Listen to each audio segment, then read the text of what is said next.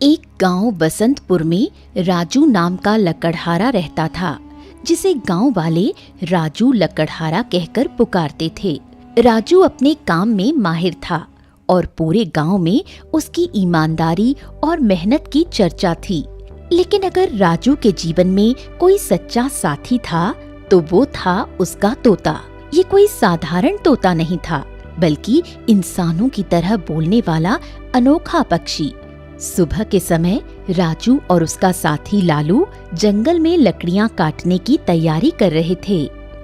राजू भाई, आज जंगल में सूखी और मोटी लकड़ियां मिल जाएं, जिन्हें बाजार में बेचकर अच्छे दाम मिले तो मजा आ जाएगा।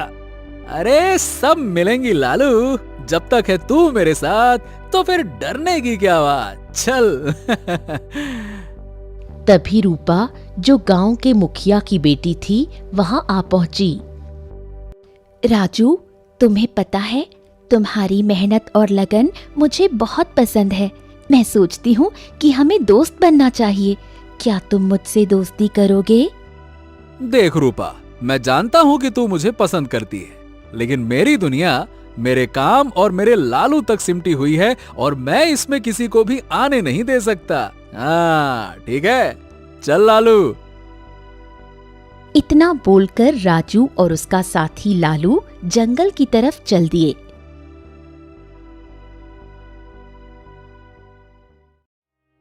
जंगल पहुंचकर राजू ने लकड़ियां काटना शुरू कर दिया। थोड़े ही समय में राजू ने बहुत सी लकड़ियां काट लीं और उन लकड़ियों को लेकर राजू बाजार आ गया।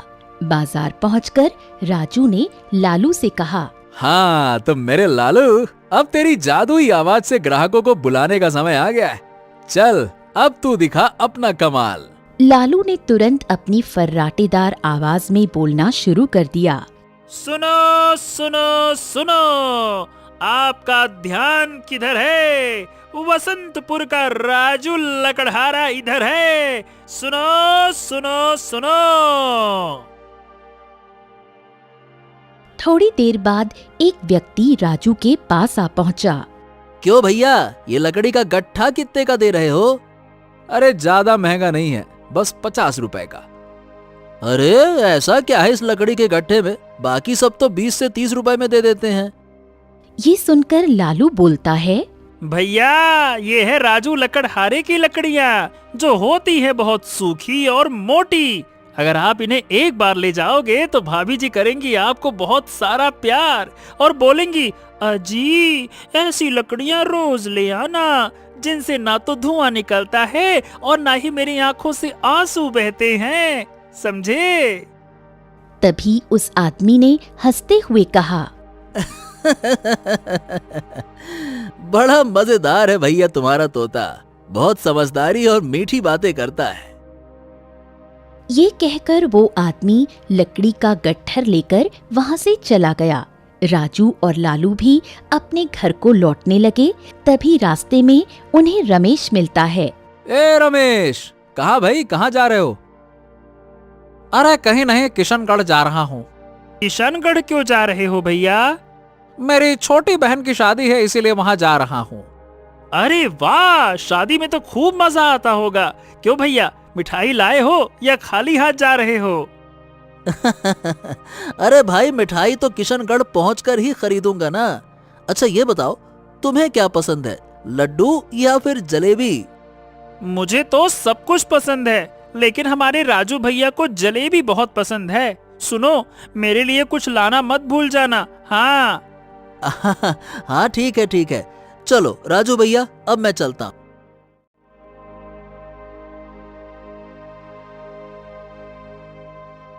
ये कहकर रमेश किशनगढ़ के लिए चला जाता है। राजू और लालू भी अपने घर आ जाते हैं।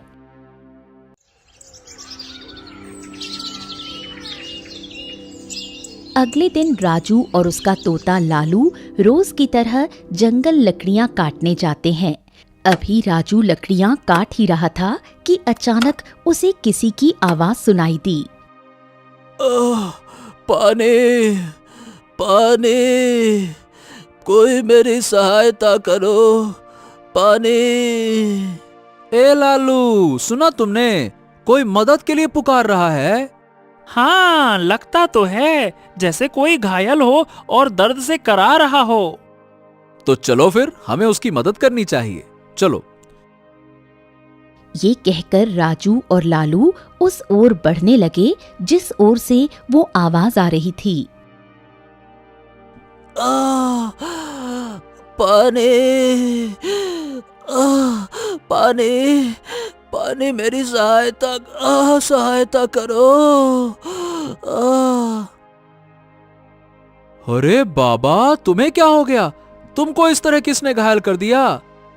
बेटा, वो सब मैं बाद में बताऊंगा, पहले मुझे थोड़ा सा पानी तो पिला दो। हाँ हाँ हाँ, ठीक है बाबा, मैं तुम्हारे लिए अभी पानी लेकर आता हूँ। ए लालू, तुम बाबा का ध्यान रखना, जब तक मैं ना आऊं तब तक यहाँ से कहीं मत जाना, हिलना भी मत, ठीक है? ठीक है, मैं कहीं नहीं जाऊंगा, तुम जल्दी से पानी लेकर आना।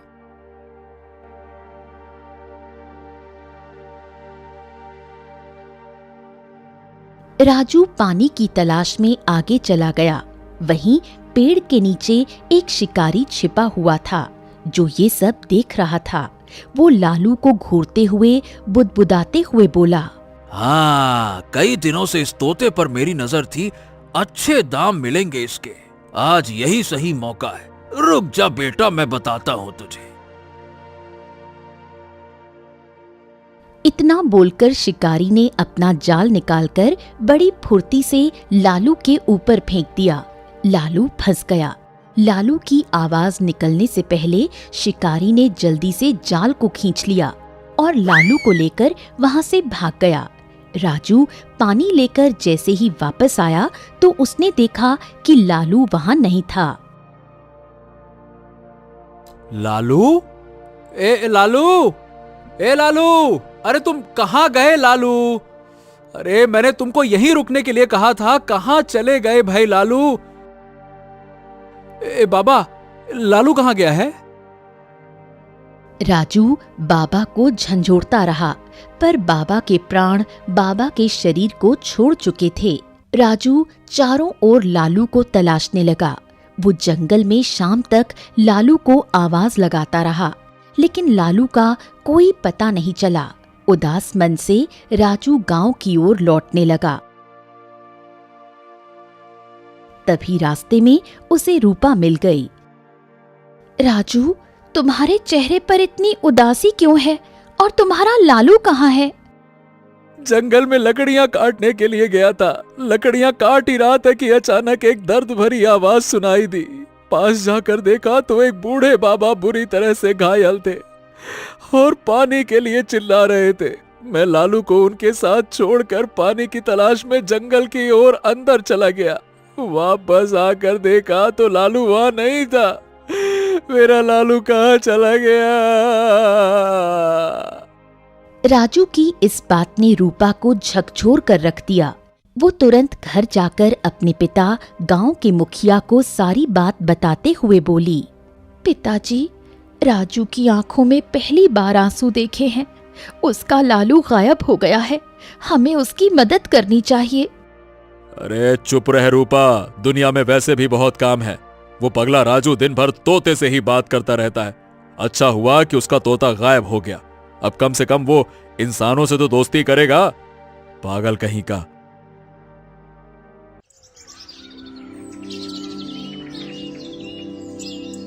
अगले दिन मुखिया राजू के पास जाकर बोला, हाँ राजू, तो तुम्हारा और तुम्हारे लालू का किस्सा तो भाई पूरे गांव और राज्य में मशहूर है। लगता है कि तुम्हारा लालू तुम्हें छोड़कर फुर्र करके उड़ गया, क्यों? नहीं मुखिया जी, मेरा लालू मुझे छोड़कर कहीं नहीं जाएगा। मुझे तो कुछ न कुछ गड़बड़ लग रही है। हाँ हाँ, हो सकता है, लेकिन मान लो कि फिलहाल के लिए वो फुर्र हो गया, मतलब कि उड़ गया। अरे भाई राजू, है तो आखिरकार वो जानवर पक्षी ही ना, कब तक रहता तुम्हारे साथ? अब चला गया होगा अपने दोस्तों के साथ में, और क्या।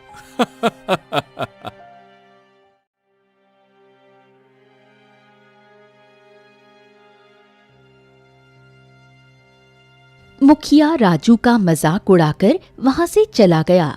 मुखिया के जाने के बाद रूपा राजू के पास आकर बोली, राजू, तुम चिंता मत करो, मैं तुम्हारे साथ हूँ। हम दोनों मिलकर लालू को जरूर ढूंढेंगे। मैं वादा करती हूँ कि मैं तुम्हें अकेला नहीं छोड़ूंगी। राजू, मैं एक साधु महाराज को जानती हूँ जो जंगल में तपस्या करते हैं। कहते हैं कि उनके पास हर समस्या का हल है। अगर कोई हमारी मदद कर सकता है तो वो वही है। हमें उनके पास जाना चाहिए। हाँ रूपा, अगर तुम्हें विश्वास है तो चलो, मेरे लिए किसी भी हाल में मेरे लालू को ढूंढना सबसे जरूरी है। चलो, मैं तैयार हूं। राजू और रूपा दोनों साधु महाराज के पास चले गए।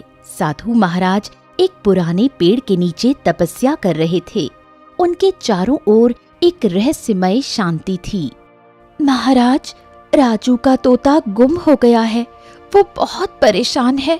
कृपया उसकी मदद कीजिए। तोता? साधु राजू की ओर गहरी नजरों से देखने लगे। हाँ महाराज, हाँ। लालू मेरा सच्चा दोस्त, मेरा साथी।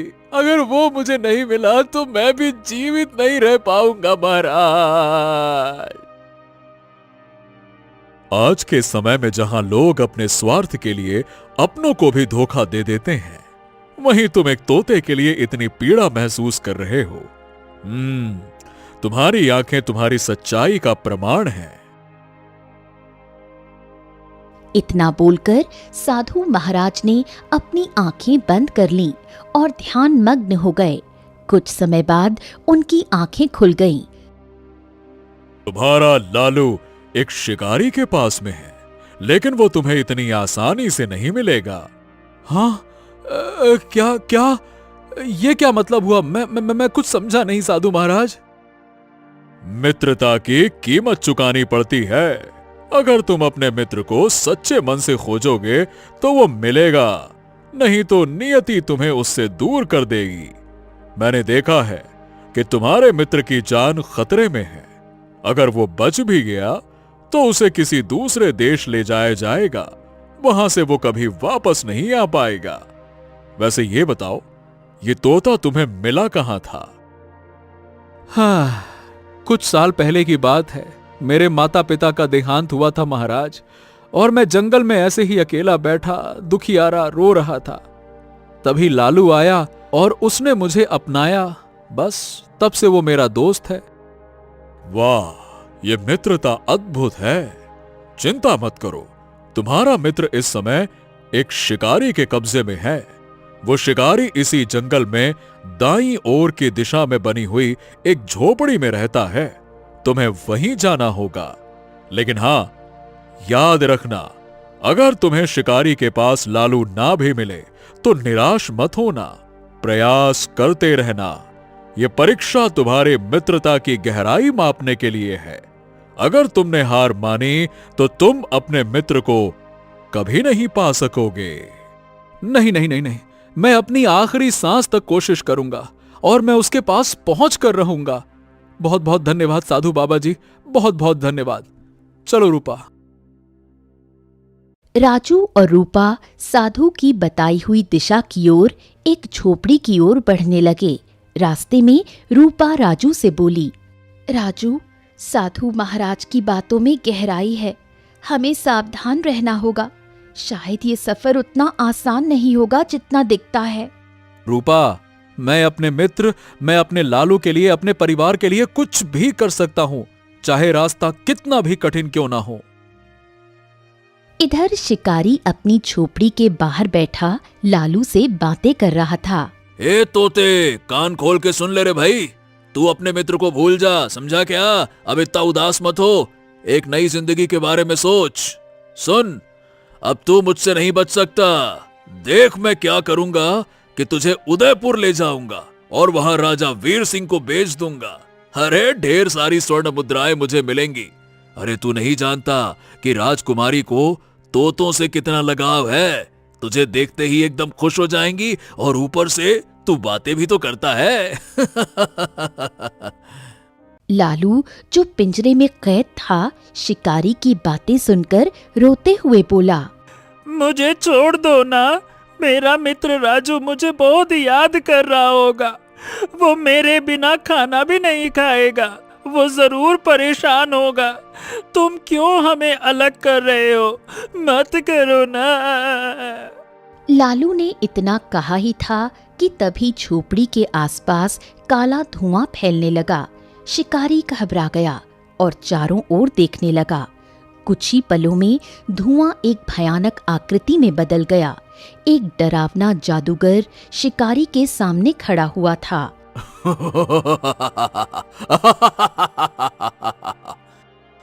अरे कौन हो तुम? और तुम तो बड़े ही बदसूरत लग रहे हो। हो कौन तुम? भाग जाओ, ये जादूगर है। इसके इरादे बहुत खतरनाक लगते हैं। ये तुम्हें जीवित नहीं छोड़ेगा। भाग जाओ, जल्दी करो। लालू की बात सुनकर शिकारी का हृदय परिवर्तन हो गया। लालू, ए लालू, मैंने तुम्हारे साथ कितना बुरा किया। तुम्हें कैद किया, तुम्हें डराया धमकाया, तुम्हें बेचने की योजना बनाई, लेकिन अब तुम मुझे बचाने की बात कर रहे हो। मैं समझ गया कि सच्ची मित्रता क्या होती है। अब मैं तुम्हें किसी भी कीमत पर सुरक्षित तुम्हारे मित्र के पास ले जाऊंगा। तुम निश्चिंत रहो, मैं समझ चुका हूं। हाँ। जादूगर ठहाका लगाकर हंसता हुआ बोला।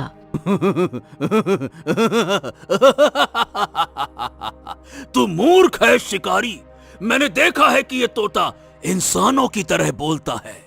मुझे अपनी तांत्रिक क्रिया पूरी करने के लिए ऐसे ही तोते की तलाश थी, जो मुझे मिल गया। शिकारी क्रोधित होकर जादूगर से बोला। अपनी जान दे दूंगा, लेकिन तुम्हें इस तोते को नहीं ले जाने दूंगा। समझ गए? तुम दुष्ट हो और मैं तुम्हें तुम्हारे मकसद में कामयाब नहीं होने दूंगा। चले जाओ यहां से। अरे, मैं तो डर गया। मैं चला जाता हूं यहां से। अरे, तू मुझे रोक सके इतना साहस तुझ में नहीं है बच्चे। मैं पहले ही उदयपुर के 100 बच्चों की बलि दे चुका हूं। अब मुझे केवल 101 बच्चे और इस बोलने वाले तोते की बलि चाहिए। बच्चा 101वां जो है वो मेरी गुफा में है और तोता मेरे सामने है। तुझे रोकने के लिए मुझे अगर मारना पड़ा तुझे, तो मैं तो वो भी करूंगा। जादूगर की आंखों से आग की लपटें निकलने लगीं। उस आग ने शिकारी के शरीर को घेर लिया। शिकारी दर्द से चिल्लाने लगा और बेहोश होकर जमीन पर गिर पड़ा। जादूगर ठहाका लगाते हुए लालू को पिंजरे समेत उठाता हुआ बोला। हाँ, अब तोता तू मेरे काम आएगा। चल मेरे साथ। जादूगर फिर से काले धुएं में बदल गया और लालू को लेकर गायब हो गया। कुछ ही देर में राजू और रूपा साधु महाराज द्वारा बताए स्थान पर पहुंच गए। रूपा शिकारी को बेहोश देखकर चौंक गई। राजू, ये वही शिकारी लगता है जिसके बारे में साधु महाराज ने बताया था। हाँ, लेकिन ये तो बेहोश है। ऐसा लगता है जैसे किसी ने इसे जलाने की कोशिश की है। और सबसे बड़ी बात तो लालू यहां है नहीं। कहीं उसे किसी ने। हाँ। रूपा पानी छिड़ककर शिकारी को होश में लाने की कोशिश करने लगी। शिकारी ने धीरे धीरे आंखें खोलीं और कांपती आवाज में बोला। जादूगर तोते को ले गया। वो उसे अपनी तांत्रिक क्रियाओं के लिए इस्तेमाल करेगा। जादूगर? कौन जादूगर? और वो तोते को कहां ले गया? उसने कहा था कि वो उदयपुर के 100 बच्चों की बलि दे चुका है। उसे अब केवल 101वें बच्चे और बोलने वाले तोते की बलि चाहिए। बच्चा उसकी गुफा में है और यहाँ वो तोता लेने आया था। मेरी बात ध्यान से सुनो। यहाँ से आगे दाईं ओर घनी झाड़ियों के बीच तालाब के पास एक गुफा है। वही वो होगा। इतना बोलकर शिकारी ने अपना दम तोड़ दिया। इधर दूसरी ओर गुफा के अंदर चारों तरफ धुआं फैला हुआ था। बीच में एक बच्चा बेहोश पड़ा था।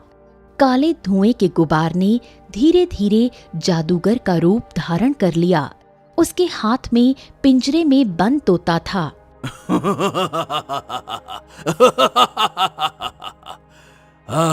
बस एक और बलि, इस बच्चे और इस तोते की बलि, उसके बाद मैं अमर हो जाऊंगा।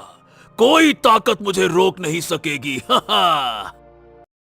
देखो देखो, अभी भी वक्त है, मुझे जाने दो, सब कुछ छोड़ दो। अमृत के इस जुनून का अंत अच्छा नहीं होगा। सुन रहे हो ना? अरे तू बोलता बहुत है। काय काय काय काय, चुप रह। तुझे तो मैं इतनी बेदर्दी से मारूंगा कि तेरा वजूद मिट जाएगा। अगर मेरी जान लेनी है तो ले लो, लेकिन इस बच्चे को छोड़ दो। इसके माता पिता कितने परेशान होंगे, तुम्हें पता है? अरे तुम क्या जानो एक बच्चे के खोने को दर्द को। तुम तो बड़े आए जादूगर जो अमर होना चाहते हैं। तुम्हें क्या लगता है कि तुम तोते को, बच्चे को मार दोगे और अमर हो जाओगे?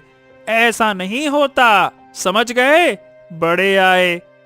अरे चुप कर जात। काय काय काय काय, तेरी भावुक बातें मुझे कतई नहीं रोक सकती। और ये बच्चा मेरी कुर्बानी का हिस्सा है, समझा क्या? इसकी कुर्बानी मैं देकर ही रहूंगा। तभी गुफा के प्रवेश द्वार पर मंत्री सूर्यभान 2 सैनिकों के साथ आ पहुंचा और उस जादूगर की ओर देखकर क्रोधित अवस्था में बोला, काल भैरव, बस, तुझे समझाते हुए बहुत देर हो गई। तूने हमारे उदयपुर के मासूम बच्चों की बलि दी है। अब तुझे तेरे पापों की सजा मिलेगी। महाराज वीर सिंह ने आदेश दिया है कि तुझे प्रजा के सामने मौत के घाट उतारा जाएगा। सैनिकों, हाँ, अच्छा क्या, मुझे मौत के घाट उतारा जाएगा? ओह सूर्यभान, क्या तुम मुझे रोकने आए हो क्या? अरे नालायक, तुम्हें पता नहीं है क्या कि मेरी शक्तियों के आगे कोई नहीं टिक सकता। और इस बच्चे और इस तोते की बलि देकर मैं अमर हो जाऊंगा। फिर तुम जैसे चूजों को ना मैं यूं ही मसल दूंगा। मंत्री जी, आप बिल्कुल सही समय पर आए हैं। ये इंसान नहीं, ये राक्षस है। इसे रोकिए। इसने 100 बच्चों की बलि दी है। 101वां बच्चा ये रहा, देखिए। तो सुन काल भैरव, तू कितना भी शक्तिशाली क्यों ना हो, मैं साधु महाराज की भस्म लेकर आया हूं। अब तू अपने जादू का इस्तेमाल नहीं कर पाएगा, समझा क्या? मंत्री सूर्यभान ने भस्म निकालकर जादूगर पर फेंक दी।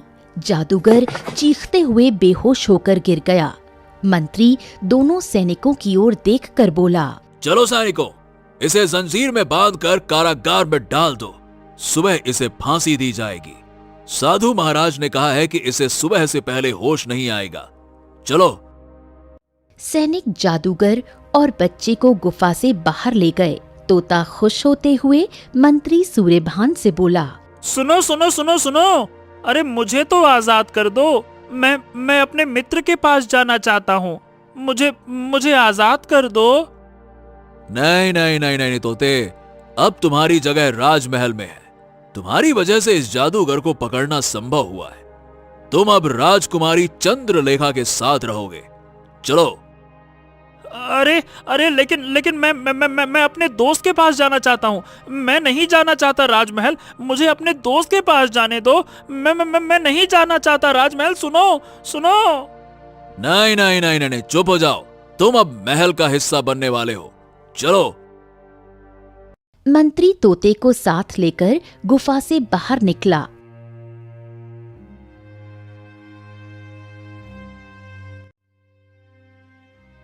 उनके बाहर निकलने के कुछ देर बाद राजू और रूपा गुफा के बाहर खड़े थे। गुफा के चारों ओर सन्नाटा फैला था। राजू, मुझे लगता है कि यहाँ कुछ देर पहले कोई जरूर था। देखो ये तंत्र मंत्र की वस्तुएं। हाँ रूपा, यहीं कहीं होगा, मुझे यकीन है। तभी एक सैनिक गुफा के पीछे से निकलकर उन दोनों को घूरते हुए उनके पास आकर बोला, कौन हो तुम दोनों और यहाँ क्या कर रहे हो? बोलो। मैं एक लकड़हारा हूँ और ये रूपा मेरे गांव की दोस्त है। मेरा तोता लालू जो इंसानों की तरह बात करता है, उसे एक शिकारी ने अपहरण कर लिया था। जब हम शिकारी की झोपड़ी में पहुंचे तो उसने बताया कि जादूगर काल भैरव उसे मारकर मेरे तोते लालू को यहाँ पर ले आया और इतना बताकर शिकारी ने दम तोड़ दिया। ओ, जादूगर काल भैरव, उसे तो मंत्री सूर्यभान ने बंदी बना लिया। कल सुबह उसे फांसी दी जाएगी। और लालू, क्या आप जानते हैं कि वो कहाँ है? हाँ, मैंने मंत्री सूर्यभान के हाथ में एक तोता तो देखा था, और वो तोता राजमहल में राजकुमारी चंद्रलेखा के पास रहेगा। सुनो, तुम मेरी मानो तो अब उस तोते को भूल ही जाओ, समझे? चलो, मैं चलता हूं।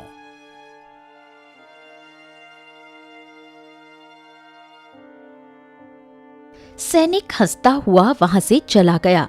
राजू मायूस होकर जमीन पर बैठ गया।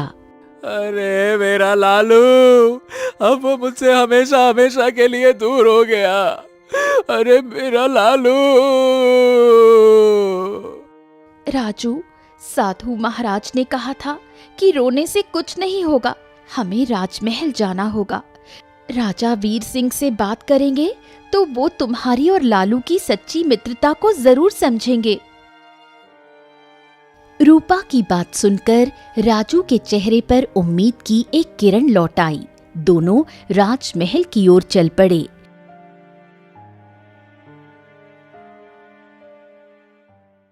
इधर मंत्री सूर्यभान राजा वीर सिंह को काल भैरव को बंदी बनाने की पूरी घटना सुना रहा था। राजा वीर सिंह अपने सिंहासन पर गंभीर मुद्रा में बैठे हुए थे। उनके बगल में राजकुमारी चंद्रलेखा खड़ी थी। महाराज, महाराज, महाराज, वो जादूगर वर्षों से हमारी प्रजा के बच्चों का जीवन लूट रहा था। साधु महाराज के आशीर्वाद से उसे पकड़ने में सफलता मिली है। अब ये किसी को नुकसान नहीं पहुंचाएगा। ये बहुत अच्छा कार्य किया सूर्यभान, बहुत अच्छे, शाबाश। कल उसे फांसी पर लटका दिया जाएगा। मंत्री सूर्यभान तोते को लेकर राजकुमारी की ओर बढ़ गए। राजकुमारी, ये लीजिए, ये तोता मेरी ओर से आपके लिए भेंट है। ये इंसानों की तरह बात करता है और बहुत मनोरंजन करता है। सचमुच? धन्यवाद मंत्री जी। लालू राजकुमारी से बोला। राजकुमारी, मेरी बात ध्यान से सुनो। देखो, मुझे जाने दो ना। मेरा दोस्त राजू मेरे बिना नहीं रह सकता। कृपया करके मुझे जाने दो। तुम्हारा दोस्त कौन है? वो एक लकड़हारा है। हमारा रिश्ता बहुत खास है। वो मेरे बिना नहीं रह पाएगा। राजा वीर सिंह ये सुनकर क्रोधित होकर बोला। मूर्ख तोते, तेरा वो दोस्त तुझे क्या ही दे सकता है? बोल। अरे तू यहाँ महल में रहेगा तो यहाँ जो ऐश्वर्य और जो आराम तुझे मिलेगा वो कहीं और नहीं मिलेगा। लकड़हारे के साथ तुझे ठीक से खाना भी नहीं मिलता होगा। यहाँ तू मौज मस्ती करेगा, खाएगा, पिएगा, बस। और क्या करेगा? बोल। महाराज, आप सच्ची मित्रता को नहीं समझते। सच्ची मित्रता में अमीरी गरीबी का कोई स्थान नहीं होता। राजा वीर सिंह ने गुस्से में अपनी मुट्ठी भींच ली। तभी दरबार में उनका एक मित्र जो पक्षियों का व्यापारी था प्रवेश कर गया। महाराज की जय हो, महाराज की जय हो। कैसे हैं आप महाराज? हम तो अच्छे हैं। आओ आओ आओ आओ। कैसे आए तुम? बिल्कुल सही समय पर आए हो वैसे। अच्छा, ये देखो, ये तोता जो इंसानों की तरह बोलता है, देखो इसे। महाराज, यहाँ से कुछ दूर मेरा पक्षियों का मेला लगा है। वहां पर ऐसे ही तोते बिकते हैं जो इससे भी ज्यादा अच्छे से बोलते हैं। हाँ, तो ठीक है ना। आप इसे उस मेले में ले जाइए और देखते हैं कि कितने दाम लगते हैं इसके। और हाँ, कोई इससे भी अच्छा बोलने वाला तोता लाइए जो इससे भी अच्छी अच्छी बातें करता हो। हाँ, जैसा आप कहें, बिल्कुल महाराज। व्यापारी लालू के पिंजरे को वहां से ले जाने लगा। लालू जोर जोर से चिल्लाता हुआ बोला। राजू, मुझे बचा लो। राजू, राजू, मुझे बचा लो। राजू।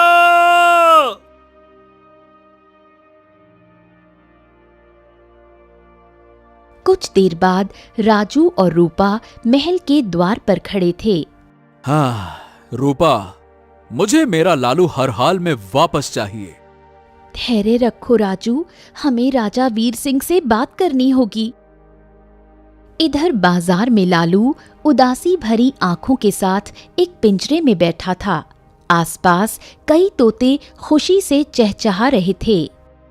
क्या मेरा मित्र राजू मुझे यहाँ से कभी ले जाएगा क्या? हाँ, शायद नहीं। मुझे वो भूल ही गया होगा। क्यों ही याद रखेगा। उसकी आंखों में आस आ गई। उधर राजा वीर सिंह, राजकुमारी चंद्रलेखा और मंत्री सूर्यभान सभा में थे। तभी राजू और रूपा वहां पर पहुंच गए। राजू राजा वीर सिंह की ओर देखकर बोला, महाराज महाराज महाराज, मैं अपने तोते को वापस लेने आया हूँ। वो केवल एक तोता नहीं बल्कि मेरा सच्चा मित्र है। मैं उसके बिना नहीं रह सकता महाराज। बता दीजिए वो कहाँ है।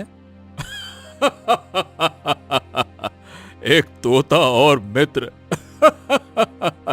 ये तो बड़ी अद्भुत बात कही तुमने। हमने आज तक इंसानों की मित्रता सुनी थी, परंतु ये पहली बार देख रहे हैं कि कोई एक तोते को अपना मित्र मानता है। क्यों भाई, तोता मित्र बन सकता है क्या? महाराज, पूरे गांव में राजू और तोते की मित्रता की मिसाल दी जाती है। कृपया इसे हल्के में ना लें। राजकुमारी चंद्रलेखा अपने पिता से बोली, पिताजी, लगता है कि ये उसी तोते की बात कर रहे हैं जिस तोते को आपने अपने व्यापारी मित्र को दिया है, जिसे मंत्री सूर्यभान हमारे पास लेकर आए थे। ये सुनकर राजू रोते हुए बोला, हाँ हाँ हाँ हाँ, आप सही कह रही राजकुमारी, मैं उसी की बात कर रहा हूँ। वो मेरा मित्र है, मेरा जिगरी यार है। हाँ। राजकुमारी चंद्रलेखा राजू के चेहरे पर सच्चाई देखकर सोच में पड़ गई। पिताजी, मुझे लगता है कि राजू की बातों में सच्चाई है। इसकी आंखें इसकी मित्रता का प्रमाण दे रही हैं। तभी वही व्यापारी वहां आ पहुंचा। राजा वीर सिंह उस व्यापारी से बोला, हाँ, वो तोता जिसे हमने तुम्हें दिया था, लाओ लाओ लाओ, उसे वापस कर दो। ये युवक उसे अपना मित्र होने का दावा कर रहा है। लाओ लाओ। महाराज क्षमा करें, जैसा कि आपने कहा था मैंने वैसा किया। मैंने उस तोते को पक्षियों की बाजार में बेच दिया। अब वहां पर सैकड़ों तोते हैं। अब उसे पहचान पाना असंभव है महाराज। लो राजू, अब देखो, तोता ढूंढना असंभव है। क्या तुम अब भी उसे पहचान सकते हो क्या? बताओ। हाँ हाँ महाराज, मुझे बस आप एक बार अवसर दे दीजिए। मैं अपने लालू को सैकड़ों क्या हजारों तोतों में भी पहचान लूंगा। हाँ। राजा वीर सिंह, मंत्री और व्यापारी सभी आश्चर्यचकित हो गए। कुछ देर बाद राजा वीर सिंह, राजकुमारी चंद्रलेखा, मंत्री सूर्यभान, रूपा और राजू बाजार में पहुंच गए। बाजार में सैकड़ों पिंजरे रखे थे। राजू ध्यान से सबकी ओर देखने लगा। हाँ, यहां तो सभी तोते खुश हैं, मगर मेरा लालू, वो उदास होगा बेचारा। आखिरकार राजू एक पिंजरे की ओर इशारा करके बोला, हाँ, वो रहा मेरा लालू। वही है जो उदास बैठा हुआ है। हाँ हाँ, वही है मेरा लालू। हाँ, वही है। राजा वीर सिंह पिंजरे के पास चले गए।